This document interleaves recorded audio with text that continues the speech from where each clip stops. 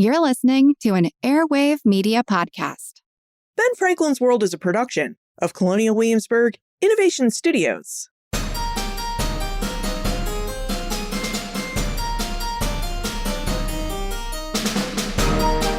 Hello, and welcome to Ben Franklin's World Revisited, a series of classic episodes that bring fresh perspective to our latest episodes and add deeper connections to our understanding of early American history. And I'm your host, Liz Covart. What would you risk for freedom? Your safety? Your family? Your life? During the American Revolution, enslaved women faced these impossible choices when the British Army promised freedom to those who dared to escape. In honor of Black History Month, we're revisiting an extraordinary chapter of resilience and bravery, the stories of enslaved women who seized the chance to chart their own destinies amid the chaos of war. The British proclamations of 1775 and 1779 offered freedom to enslaved individuals who crossed into British lines. But what did that promise of freedom really mean? How did these women make their escapes, and what awaited them when they reached British camps? We'll investigate answers to these questions as we revisit our conversation with Bowie State historian Karen Cook Bell, author of Running from Bondage, Enslaved Women and Their Remarkable Fight for Freedom in Revolutionary America. Now, during our investigation of enslaved women who self-emancipated during the American Revolution, Karen reveals the unique challenges and strategies enslaved women used to flee bondage, why these women's stories differ from those of runaway men, and the historical records that shed light on their daring bids for freedom. This is a story of defiance and determination, of women who risked everything to reclaim their liberty and their humanity. Their stories deserve to be remembered, so without further ado, here is Karen Cook Bell.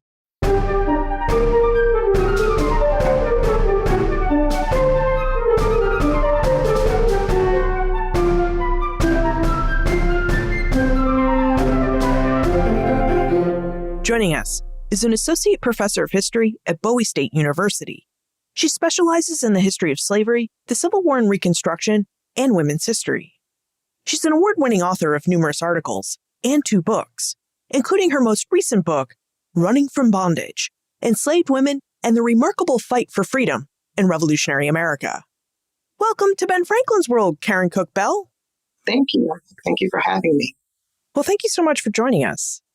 Now, Karen, I'm curious what brings you to the American Revolution. You are a scholar who's really known for studying the histories of slavery and women in the Civil War era. So what brings you back in time to study slavery and women during the Revolutionary era? Certainly. My teaching, research, and writing is focused on telling the stories of people who have been marginalized from power and its archive. And I am a proponent of history from below, and in particular, looking at how African Americans navigated slavery and freedom. So my research and writing have really focused on war and society, and both the American Revolution and the Civil War were transformative events that impacted African American freedom. And really researching my first book, Claiming Freedom, which focuses on the Civil War Reconstruction period, introduced me to women who fled slavery during the late 18th century. And this led me to question how widespread was the escape of enslaved women. And the American Revolution, of course, was a watershed moment in which thousands of enslaved people escaped, and which, according to historian Benjamin Quarles, saw the first large-scale slave rebellion in American history. So, of course, I wanted to tell the story of these women who fled or who attempted to flee slavery during the Revolutionary era.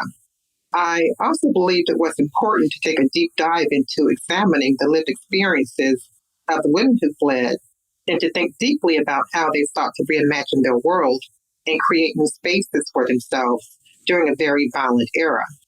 So now that you've written 2 books about women who ran away from their bondage, just how widespread do you think the escape of enslaved women was between the Revolutionary and Civil War eras? I think certainly during the Revolutionary period, resistance in the form of escape was fairly widespread, as well as during the Civil War. I think war in general is a disruptive process, and enslaved people took advantage of every opportunity to escape during both conflicts to escape their enslavement. So when we think about the idea of slave resistance during both periods, we have to underscore and keep in mind how disruptive war was for slavery. And in fact, both wars were important in the sense that proclamations were issued which further disrupted the process of slavery. And I think, those ideas that impacted the revolutionary period certainly had a transformative impact on the escape of enslaved people. Well, let's start digging into some of your research. Now, in your book, Running from Bondage, you really focus on the lives of some of the women who escaped their enslavement by running away, just before, during, and after the American War for Independence. Now, you note in Running from Bondage that historians have investigated different aspects of slave resistance during the Revolution, but that you have written the first book that focuses on the escape experiences of enslaved women during the Revolutionary era. So, Karen, could you tell us about slavery during the Revolutionary era and why you think it's important for us to view the experiences of enslaved women who fled their bondage apart from the experiences of enslaved men who also ran away from their enslavement? Well, first and foremost, historians once considered Black participation in the American Revolution to be marginal. However, over the past 5 decades, numerous books and articles on this subject have dispelled that idea, and Black participation in the American Revolution is now an integral part of the story of American freedom. However, the experiences of Black women who fled slavery during the American Revolution has largely not been examined. And a part of the reason why that is the case is because the history books had previously ignored the experiences of Black women during slavery. And this began to change with the publication of Deborah Bray White's book, Aren't I a Woman, in 1985, which examines the Black female experience during slavery. However, even with this publication, the consensus in the scholarship was that Black women did not flee bondage because of family ties and responsibilities. In other words, their positions as mothers and wives prevented them from escaping slavery. So my book refutes that idea, and I demonstrate that motherhood often served as a catalyst for attempted escape during the American Revolution. The underlying causes of women's flight were efforts to protect their bodies and womanhood against the violence and exploitation that was the everyday feature of their lived experience, as well as to protect their children from the harmful effects of slavery. So what I found in my book is that the average age of a self-emancipated woman was 22, and women between the ages of 18 and 25 predominate in the advertisements. Also, girls as young as 13 escaped independently, and women as old as 62 escaped with their daughters and families. And what was especially surprising is that women also ran away pregnant. So Black women's resistance really matters in the historical discourse on slave resistance because the history books have tended to focus on resistance as exclusively an experience belonging to Black men. So by examining the histories of women who escaped slavery, scholars begin to more fully understand and appreciate the ways in which enslaved women, who comprised 1/3 of all runaways during the Revolutionary period, were an integral part of the early abolitionist movement. I appreciate that explanation because there are a lot of earlier histories about African Americans in the Revolutionary War era that really focus solely on the resistance and escape attempts of Black men. And, when it comes to women, these earlier studies tend to say, well, of course women didn't run away. They were wives, they were mothers, they had elderly family members. All of these people would have hindered their ability to make a successful run for it. So they just kind of ignore women, saying that women didn't have opportunities to run away. Or instead of blaming family members, they blame women's lack of runaway attempts to unskilled labor, that they didn't have the skills they would need to support themselves once they ran away and received their freedom. So your research really does reveal a very different story. Right. When we think of skilled labor, I think we have to really expand our definition of what that means. Certainly, under the task labor system, women worked away from their enslavers in the fields as well as in the spaces in between the fields in positions such as poultry minders, as dairy women, gardeners, nurses, and midwives. These positions gave women a degree of independence and mobility. And in my book, I demonstrate how Black women who escaped slavery from the South Carolina countryside found employment in Charleston in various occupations such as washerwomen, seamstresses, or market women, exhibiting freedom through dress language and employment skills. So certainly during the Revolutionary period itself, of course, chaos of war and lack of oversight made the escape of Black women impossible in both the North and South. And what I argue and demonstrate in Running from Bondage is that motherhood, freedom, and love of family often served as a catalyst for attempted escape.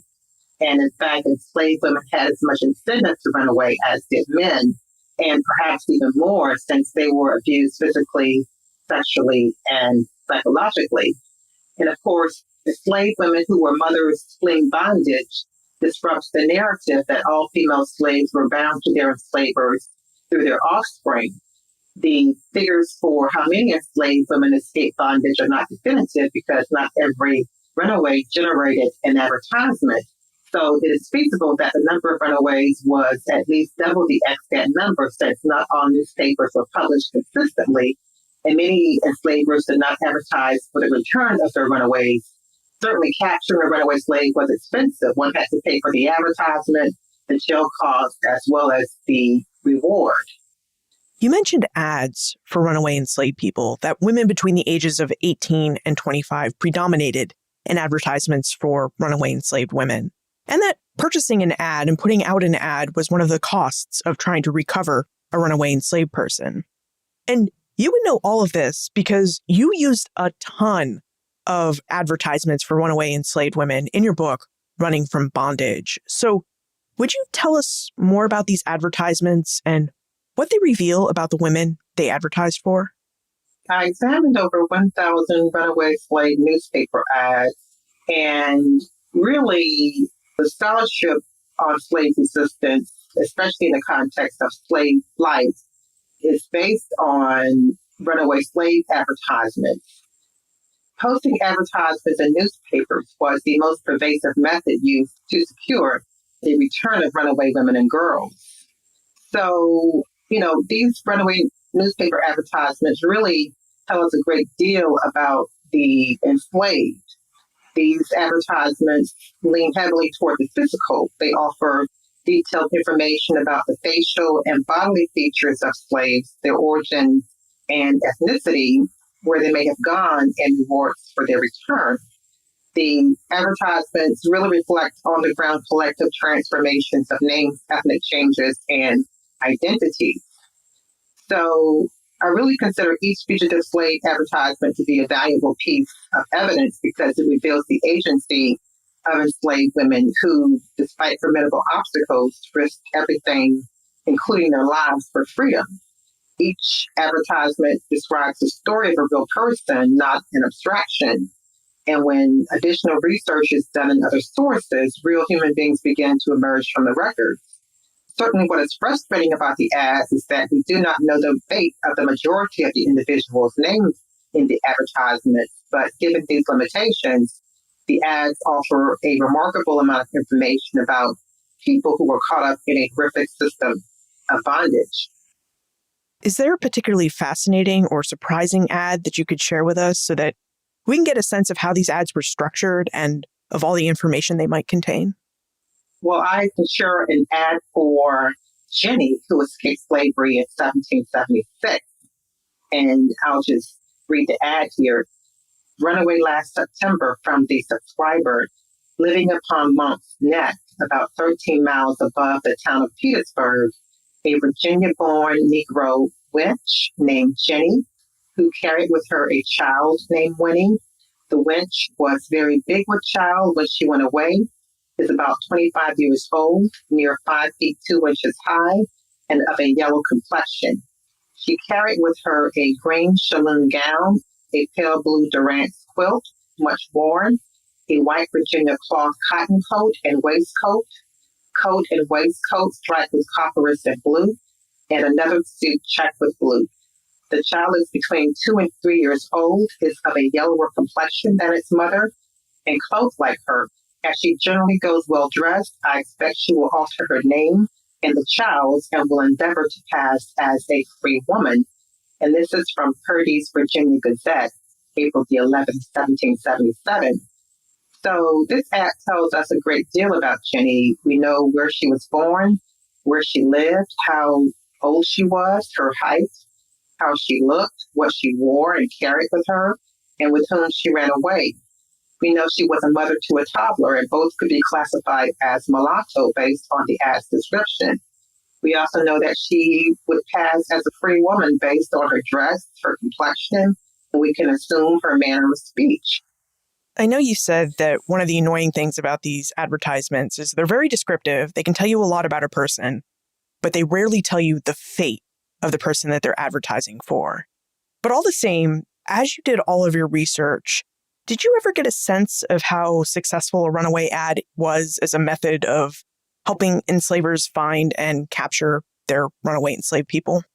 I did in several instances. In the case of Margaret Grant, for example, she ran away twice, both times from Baltimore, Maryland. She ran away the first time in 1770 and again in 1773. So she was caught after her first attempt, and she ran away again in 1773. But certainly most of the ads that I've examined don't reveal the ultimate fate of the women who fled or who escaped slavery. So that is certainly the frustrating part of examining runaway slave advertisements, is that we don't get a sense of the ultimate fate of the individuals named in the advertisements. Another aspect I think we're curious about is we get a sense from the ad that you told us about for Jenny, just how descriptive these ads could be. They really help you paint a mental image of the person that the enslaver is hoping to find.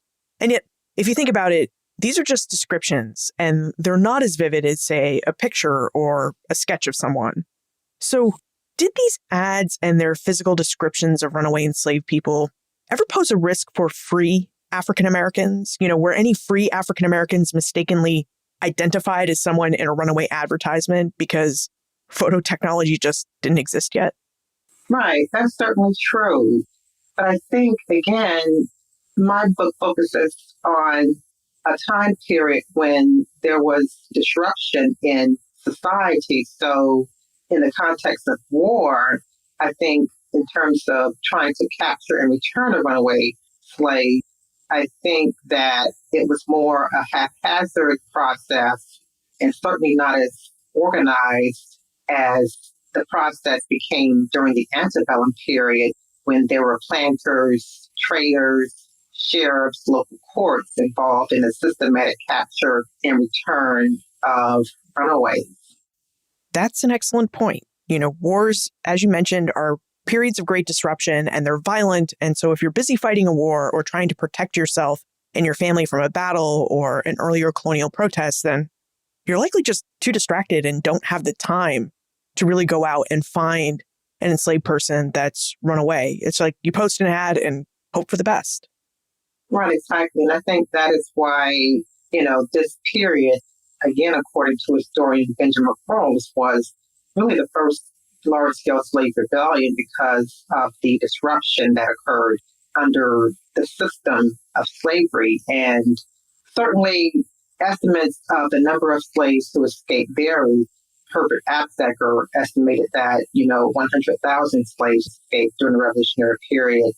But of course, other estimates, even from Thomas Jefferson, for example, put that number at 30,000 in Virginia. So certainly it was a large-scale disruptive process that undermined slavery. And I think when we think about the American Revolution and the Civil War, I think really these two wars really had a transformative impact on slavery. So say you're Margaret Grant or Jenny or one of the other numerous women who you found that ran away and self-emancipated during the Revolutionary era. What was the process like for these women? What kind of process did they go through to make their decision to run away and then carry that decision into action? Well, certainly enslaved women faced many obstacles in planning an escape, from environmental to physical, and challenges related to the nature of warfare. In terms of environmental challenges, enslaved women had to contend with the elements, be it extreme cold or heat. In terms of physical challenges, women had to contend with the topography, the forests, creeks, swamps, and rivers. And in terms of the nature of warfare, there were challenges with regard to remaining in encampments. In Virginia, for example, diseases such as smallpox led to the death of scores of women and men on Glen Island. So what's interesting about the way in which enslaved women escape is that in many cases, they did not run haphazardly into the woods, but developed creative and subversive escape strategies. They disguised themselves as waiting boys and men, as Margaret Grant did.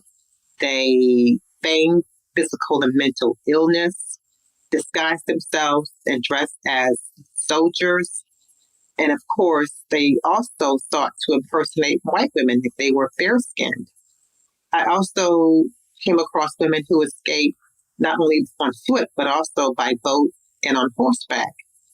Sarah, for example, and her 6-year-old son escaped on horseback from Fredericksburg, Maryland, and they were assisted in their escape by Valentine Lynn, who was a white tailor with whom Sarah had a relationship. She took an assortment of clothing with her, including bedding and a large sum of money from her enslaver, George Somerville, and they escaped really in the thick of the Revolutionary era in 1778. And the advertisement indicated that Somerville, her enslaver, believed that Valentine Lynn would be acting as her husband. So again, women developed very creative and subversive escape strategies during the war and after. So it sounds like if you were a woman who wanted to self-emancipate by running away, at minimum, you would have had to consider the geography around you and how you might travel within it and, perhaps make it to a new geography. You'd also have to think about the weather and all the clothing you need to protect yourself from the elements. And I have to think you'd also need to think about food. What were you going to eat on your journey to freedom? So, Karen, this leads me to wonder, just how much did women have to pack in their flight from slavery? Did they really have to pack a lot of clothing and provisions to help see them to safety? That's what's interesting about the ads is that they took a great deal of clothing with them. They took a great deal of bedding with them. They took articles that they believed they would need as they escaped slavery. I think when we contemplate the ways in which African American women escaped bondage, we also have to think about networks that they may have used to escape. Historian Damian Pargas, for example, argues that slave families and communities in rural areas provided fugitives with the social networks that were necessary to sustain themselves for long periods of time without being caught. And that fugitive women who remained in the countryside were almost always partly or wholly harbored by loved ones, sometimes within slave households, but also often in the forests that bordered the plantations or farms. And certainly in northern cities, free Black communities often aided and assisted runaways. Ona Judge, the escaped slave of George and Martha Washington, for example, was aided by the free Black community in Philadelphia when she escaped slavery in 1796. That's a great point.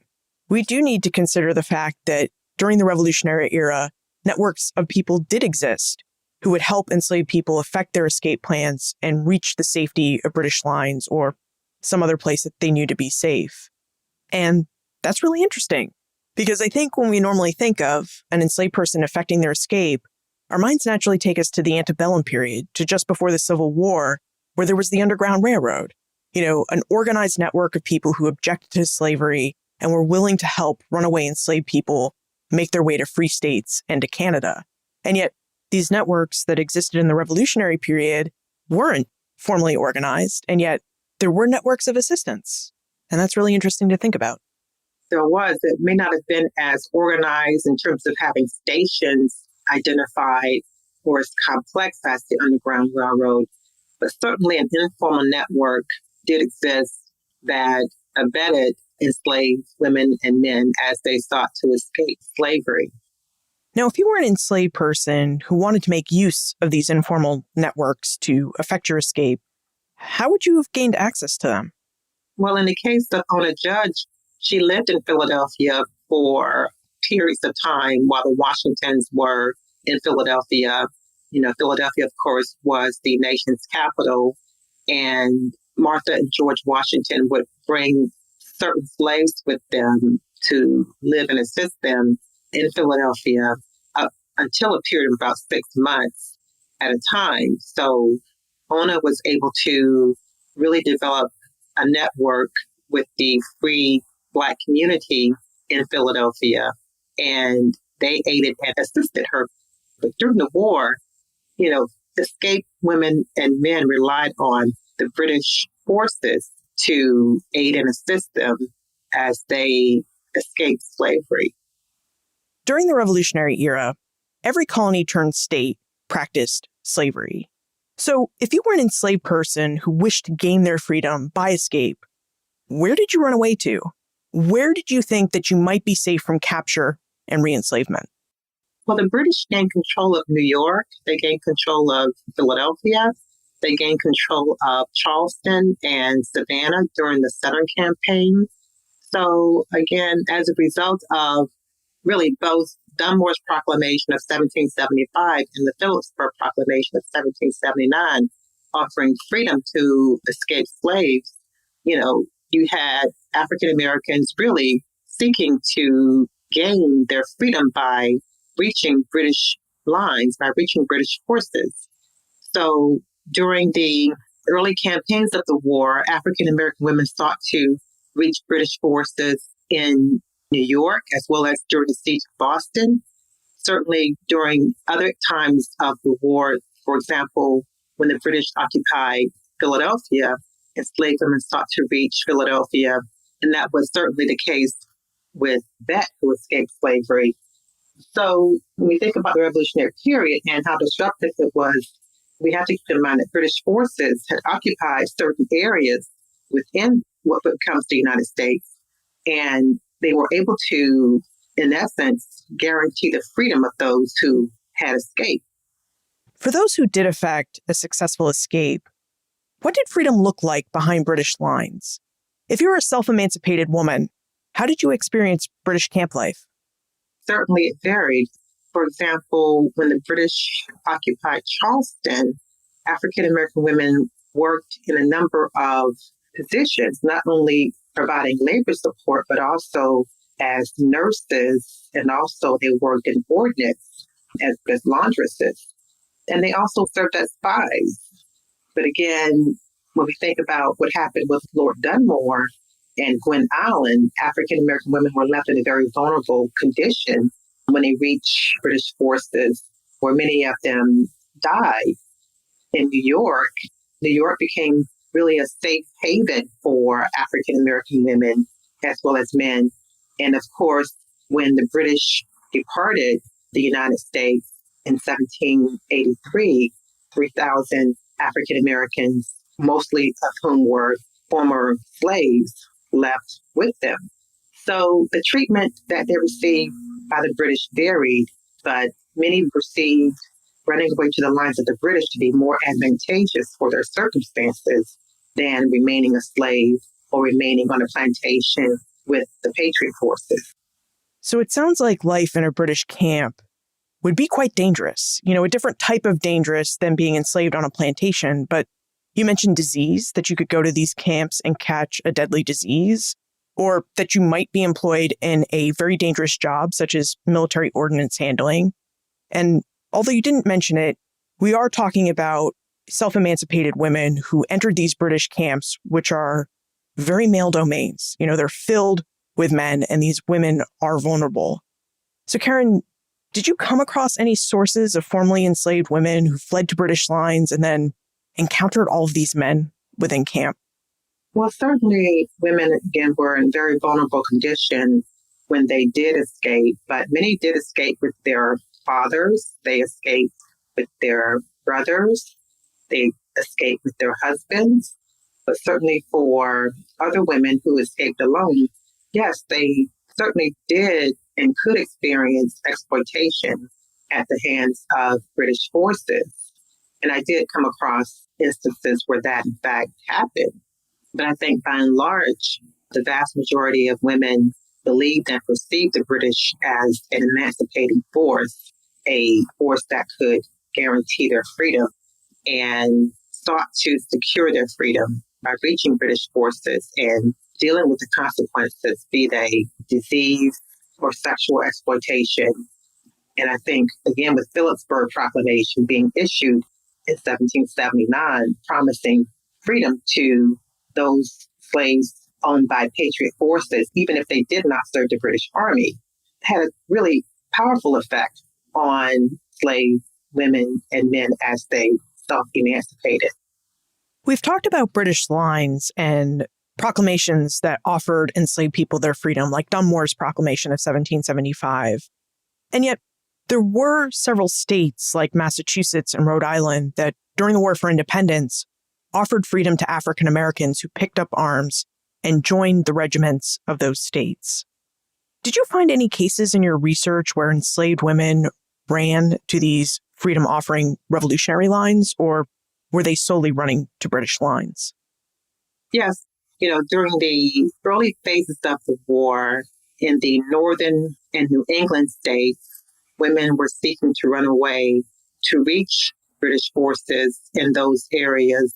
And most states did, in fact, actually begin to enlist slave and free Blacks for military service during the war. They were enlisting slaves with the understanding that they were to receive freedom at the end of their military service. But again, only 5,000 Black men really served with the Patriot Army, and they came primarily from the North, even though the majority of the Black population was in the South.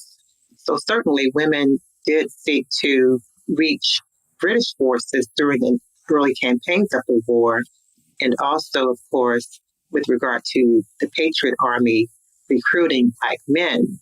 There were Black women who served in Patriot encampments, especially, for example, with George Washington at Delaware and other areas of encampments during the war. It doesn't really sound like, with their emphasis on martial service, that revolutionary forces offered enslaved women many opportunities to gain their freedom through service. Exactly. That's again why the British forces were viewed as an emancipating force, especially as word circulated about the Somerset decision of 1772, which was a case in England in which a slave named James was enslaved by a Virginia planter, and he had run away to reach England, and he was trying not to be returned to the colonies. So the court in this case ruled that there was no positive law in England that required the enslavement of persons of African descent. And as a result, James Somerset was considered a free person.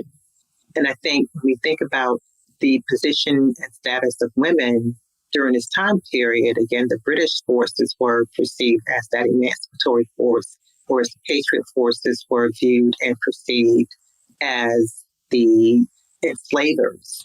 So certainly they would be inclined to secure their freedom by aiding and serving with the loyalist forces.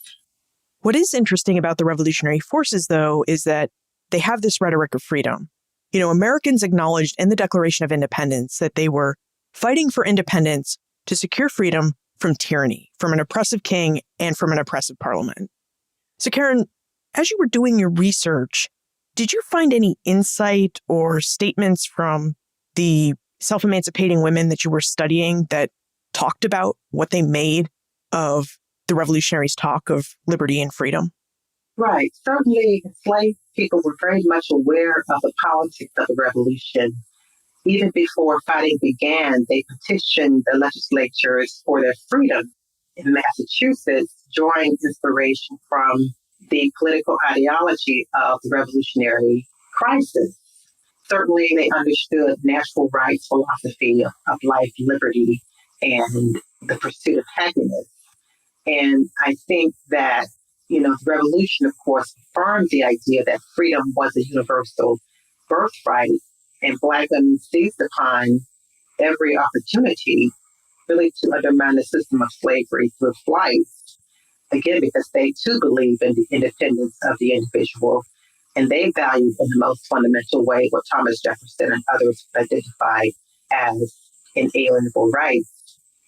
So when we think about the leading theoreticians of the Revolutionary era, such as James Otis and Isaac Skillman and Anthony Benezet, who argued that enslaved people had every right to rebel against the system and that there could never be legal title in the ownership of another human being, African Americans understood what that meant, and they understood through their lived experience, certainly, that slavery was an abomination that was not ordained by God. And freedom lived in the hearts and minds of enslaved people. So it is no wonder that when the Revolutionary War begins, and the rhetoric of the revolutionaries is certainly pervasive throughout this period, that African Americans would seek freedom by running away and reaching the lines of British forces, whom again they saw as liberators versus, again, the Continentals, who they perceived as their enslavers. Earlier, you mentioned that some enslaved women who self-emancipated did so with their brothers, their fathers, their children, and even with some other friends and family members. And Lydia would like to know more about how women put together this group of people to run away with, and whether chances for success improved when women ran away with a group versus attempting an independent escape. I think in the context of war, it certainly did. There were cases throughout the war, even on Thomas Jefferson's plantation, where, groups of people escaped slavery together. And I think when we think about African American kinship networks, these networks included both fictive and non-fictive kin relations. So the lived experience of slavery created a situation where both fictive kin groups and non-fictive kin groups could escape slavery together. Escaped slaves, for example, on Thomas Jefferson's plantation consisted of men, women, and children who were bound together by family and kinship relations, but also non-kin relations. There were 23 slaves who abandoned Jefferson's estate, and there were included in that group 10 adult women and 3 girls. Now, they escaped certainly with their husbands and their children, but again, the shared experience of slavery created a situation and the context in which groups of people could escape together and escape successfully together by reaching the lines of the British forces. So within your research, were you able to discern a pattern of whether more women ran away from their bondage in groups versus running away independently? I think what's interesting is that prior to the Revolutionary period, and the scholarship bears this out, is that the vast majority of persons who escaped slavery did so individually. But during the Revolutionary period, we have and we see more people escaping in groups. Now, what happened when an escape attempt failed? Did your research reveal any details about what happened to those women who ran away but failed to reach British lines? Well, in the case of African Americans who were owned by loyalists and who believed that, they would gain their freedom because, again, they were siding with British forces, what ultimately happened is that those slaves ended up in Florida as the continued property of those loyalist planters or enslavers. They also ended up in the Caribbean where they were re-enslaved. So I think certainly when we think about escaping slaves and the potential for their freedom, there are these caveats where after the war, enslavers who were loyalists migrated to Florida and retain their human property. And of course, when the British left the United States in 1783 and loyalists went with them, they took their slaves and re-enslaved them or transferred that bondage into the Caribbean, where they lived out the rest of their lives enslaved. What do we know about the numbers? Did the British keep any records about how many enslaved women, men, and children made their way to British lines during the Revolution? The most detailed or extensive account of records that we have of British emancipation of enslaved people is the Book of Negroes. The Book of Negroes has recorded about 3,000 names of persons who were documented and received certificates of freedom from British forces and who were sent to or immigrated to Nova Scotia as well as to England after the war. So in terms of that dimension, that dynamic, we do have those records. You mentioned at the start of our conversation that part of the problem with the historical sources we have for people who self-emancipated during the Revolutionary War is that they don't happen to tell you much about what happened when these people lived their free lives. But as you did your research, did you come across any sources that reveal what happened to a self-emancipating woman and what her life was like as a free person? Ona Judge is perhaps the most complete record that we have of an escaped slave and what happened to her after her escape. Ona escaped in 1796 from Philadelphia. She was a dower slave. She belonged to the estate of Martha Washington, who willed all of her property to her granddaughters, including Ona Judge. But Ona escaped to Portsmouth, New Hampshire, where she lived out the rest of her life until she died around 1848.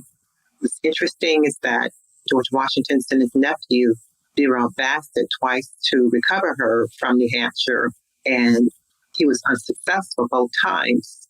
The former governor and senator from New Hampshire, John Langdon, informed Ona of the plans to recover her by the Washingtons, and she left town before she could be captured. So Ona's narrative, she told her life story to a reporter for the Liberator magazine, the most important anti-slavery publication.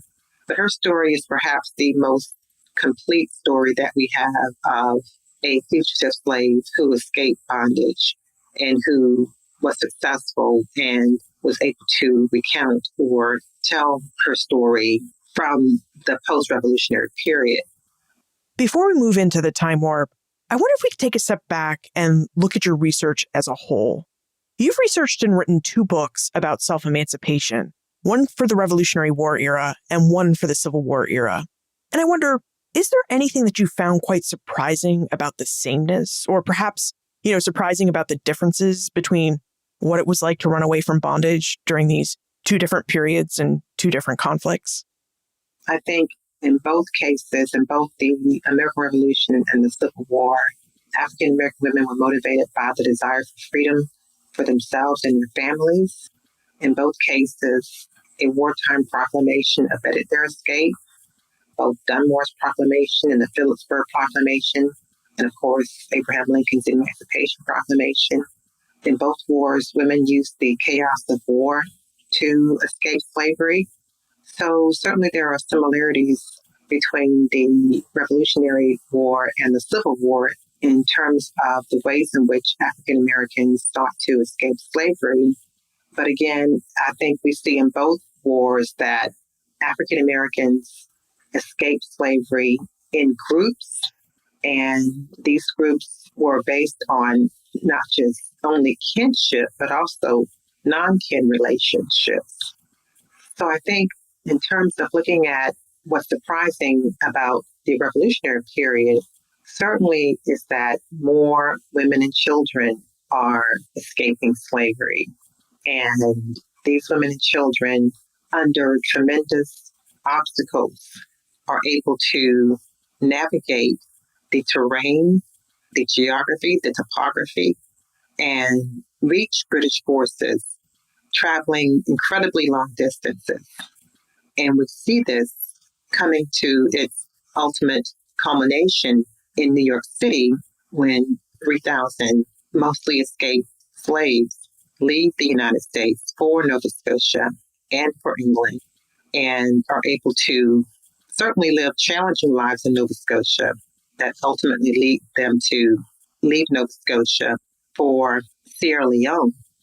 But I think the courage and fortitude of the women and children who escaped speaks to certainly aspects of a collective past where gender does not serve as an impediment to escape, but of course serves as a transformative force that allows women and their children to make an effort to reach a specific region where they're able to find freedom in the midst of some very dire and difficult circumstances.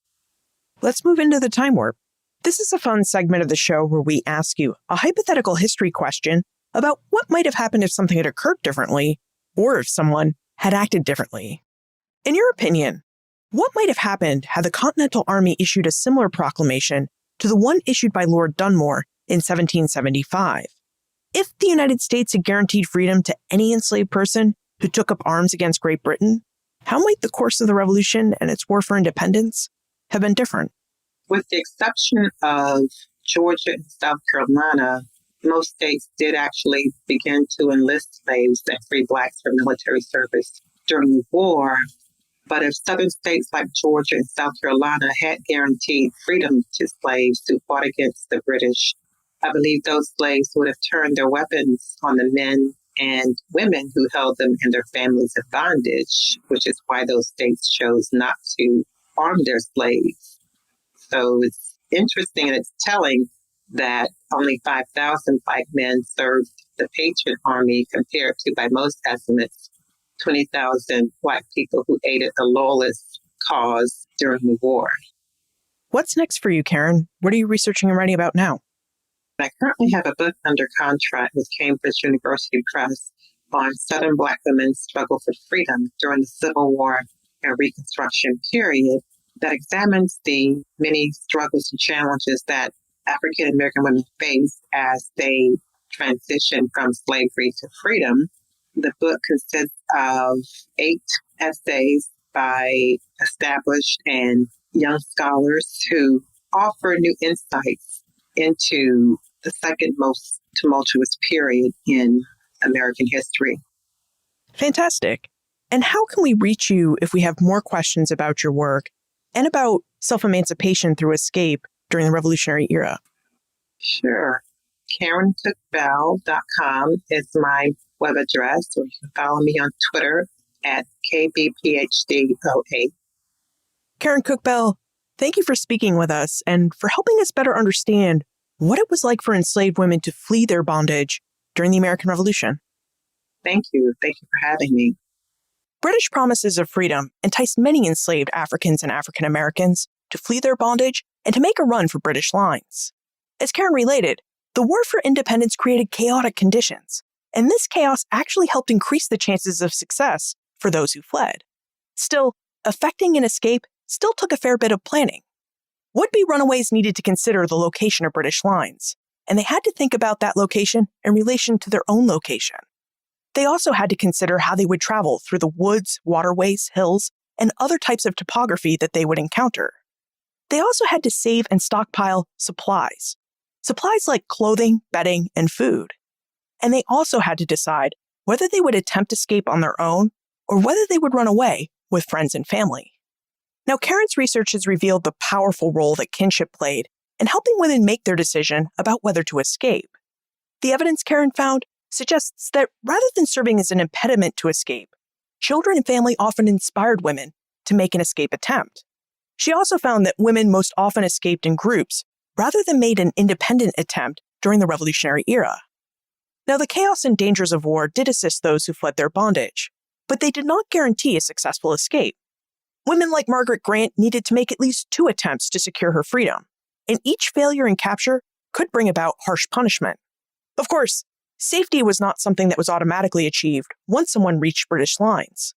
Once in camp, women needed to be wary of the fact that they had entered a male domain and that there were plenty of camp diseases to go around. They might also have to find work to support their families and themselves, and that work could involve handling things like British Army weapons and ammunition. But in spite of all these dangers, the British Army did make good on at least some of their promises to protect the free status of those who ran away. The Book of Negroes is proof of this. The Book of Negroes contains the names of about 3,000 people who received British grants of freedom and then migrated to Nova Scotia or to England. We also know that other formerly enslaved people made their way to the British Caribbean, where they became part of the British military establishment there. As a revolutionary so boldly stated in the Declaration of Independence, freedom was something worth fighting for.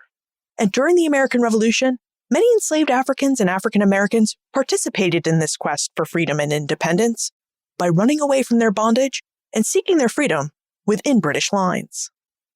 Look for more information about Karen, her book, Running from Bondage, plus notes and links for everything we talked about today on the show notes page. BenFranklin'sWorld.com/322. Please help Ben Franklin's World reach new listeners. Production assistance for this podcast comes from Morgan McCullough. Breakmaster Cylinder composed our custom theme music. This podcast is part of the Airwave Media Podcast Network. To discover and listen to their other podcasts, visit airwavemedia.com. Ben Franklin's World is a production of Colonial Williamsburg Innovation Studios.